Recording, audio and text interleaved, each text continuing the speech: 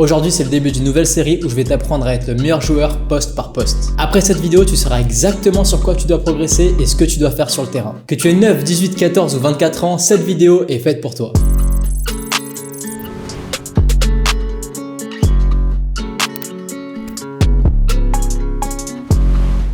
Attends, il faut que je te parle d'une marque que j'affectionne particulièrement et c'est Chain Nation. C'est la bijouterie numéro 1 sur le drip et personnellement je ne sors jamais sans un de leurs bijoux.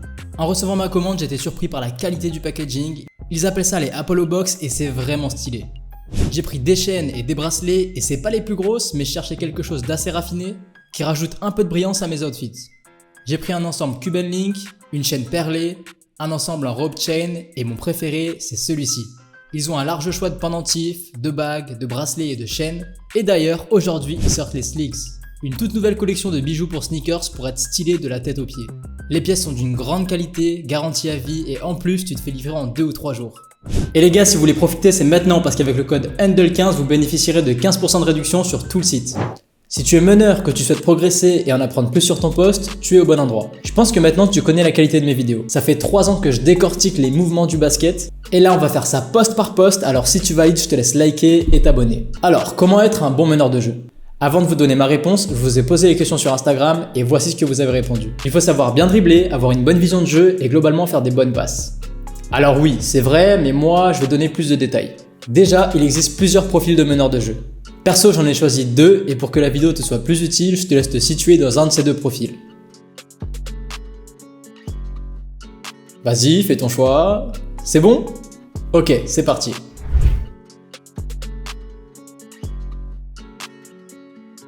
Du coup, on va commencer par le profil de meneur de jeu passeur. Et si c'est pas le profil que tu as choisi, n'avance pas la vidéo tout de suite parce que ça va être très intéressant. Si tu es un meneur de jeu moins offensif, plus dans la passe, ça va être primordial pour toi de connaître les systèmes sur les bouts du doigt et d'avoir une bonne compréhension du jeu. Par exemple, si tu annonces le système corn, il faut que tu connaisses le positionnement exact de chacun de tes coéquipiers au début du système, mais il faut aussi que tu saches où est-ce qu'ils vont se déplacer pendant le système. Si tu es ce type de meneur et que tu veux jouer à haut niveau, il faut absolument que tu utilises ta voix. Que ce soit pour annoncer les systèmes, driver tes coéquipiers ou mettre la pression en défense, il faut absolument qu'on t'entende. Tes coéquipiers et ton coach verront que tu n'hésites pas à t'affirmer et à prendre les devants et ils n'hésiteront pas à te faire confiance et à respecter ce que tu dis. Ils se positionneront comme il faut sur les systèmes, se donneront à fond en défense avec toi et si ton coach voit que tu as initié ça, mon gars, tu ne retourneras plus jamais sur le banc. En fait, c'est aussi une question d'attitude et ça, c'est valable pour tous les postes. Personne ne veut jouer avec un râleur qui crie après chaque panier marqué et qui parle à l'arbitre. Une autre chose très importante, c'est de savoir comment gérer le tempo d'un match et les possessions. Ce que je veux dire par là, c'est que par moment, tu devras ajuster une attaque en fonction du quart-temps, de la minute ou tout simplement de la défense. Ça peut paraître compliqué comme ça, mais mon gars, j'essaie de t'apprendre tout ce qu'il faut pour réussir à être un meneur pro un jour. Par exemple, s'il y a une défense de zone en face, il va falloir que tu ajustes ton attaque. Et s'il ne reste que 5 secondes dans la possession, à qui est-ce que tu vas faire la passe pour marquer ? Ça, c'est des questions qu'il faut que tu te poses, mais il faut aussi que tu les poses à tes coéquipiers. Perso, quand j'arrive dans une équipe, j'aime bien leur demander où est-ce qu'ils aiment scorer et où est-ce qu'ils sont à l'aise sur le terrain. Comme ça en match, si on doit scorer mes distances, je sais que lui, il aime faire des fadeaways et qu'il est efficace là-dessus. C'est bête mais c'est hyper important, il faut absolument que tu connaisses tes coéquipiers. Bon, comme tu le sais, les coachs ont horreur des pertes de balles. Personnellement, je pense que ça fait partie de l'apprentissage, mais bon, je suis pas ton coach. Pour diminuer tes pertes de balles, il faut que tes passes soient fortes et précises. Combien de fois j'ai failli perdre des ballons parce que mes passes n'étaient pas assez fortes ? La technique ça se travaille, mais je pense que ça se passe principalement ici. Il ne faut surtout pas que tu te dises « je ne dois pas perdre la balle ».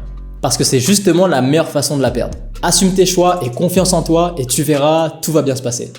La confiance c'est primordial et c'est pour moi l'aspect le plus important si tu veux réussir. Du coup, si tu es un meneur passeur et que tu t'entraînes vraiment sur tout ce que j'ai dit précédemment, tu verras, tout est possible.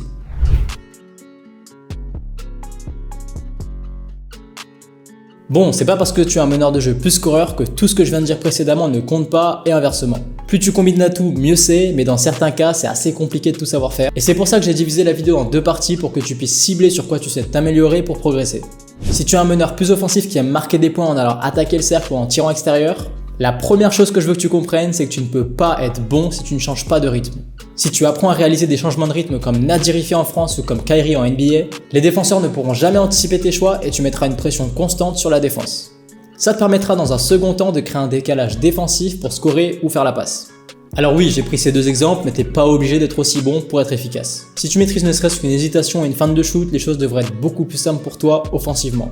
Si tu es un meneur offensif, tu prendras automatiquement plus de risques. En fait, les défenseurs verront que tu aimes attaquer et ils viendront forcément plus en aide. Et c'est là qu'il faudra absolument que tu saches protéger ton ballon, que ce soit en allant dans la raquette ou en restant derrière la ligne des 3 points. Dans la raquette, tu as 3 façons de le faire. En tenant la balle fort contre ton torse à 2 mains, en tendant les bras et en gardant la balle basse comme James Harden, ou en la mettant à côté de ton épaule en allant au panier pour finir ton lay-up.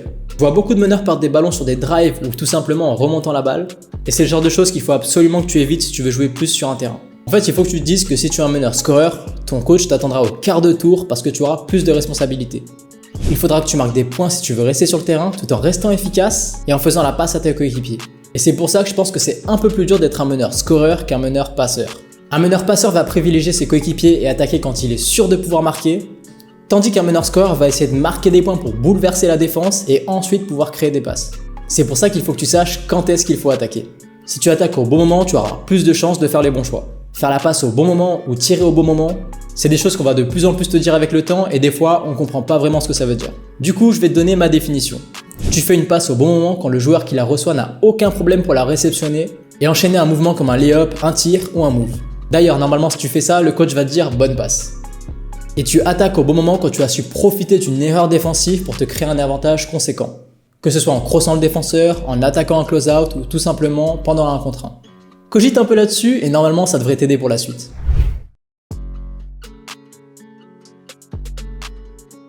Bon, maintenant je veux absolument qu'on parle des atouts que n'importe quel meneur doit avoir et on va commencer par la défense. C'est bête, mais si tu fais 12 passes et que tu mets 24 points, mais que ton adversaire direct en a mis 25, bah c'est un peu nul quoi. Il faut impérativement que tu saches défendre sur le porteur de balle. En gros, il faut que tu fasses à ton adversaire tout ce que tu n'aimerais pas qu'on te fasse en défense.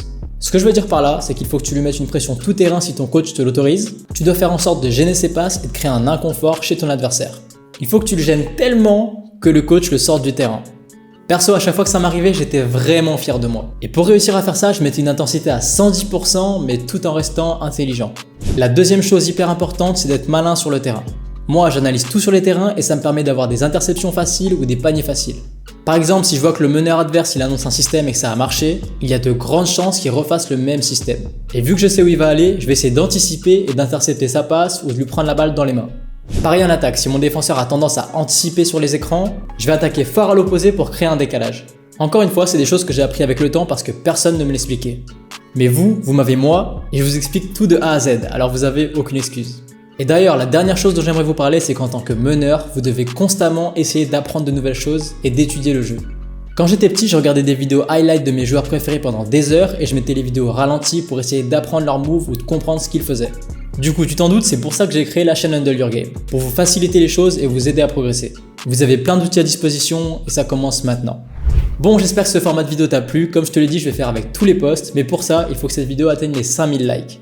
Je te laisse me dire en commentaire quel post tu aimerais que je fasse dans la prochaine vidéo. Sinon, comme d'habitude, n'hésite pas à liker, commenter et t'abonner, même à partager à tes potes. En ce moment, je poste énormément de vidéos sur TikTok et sur Instagram. Et on se dit à bientôt pour plus de contenu. Prends soin de toi et handle your game.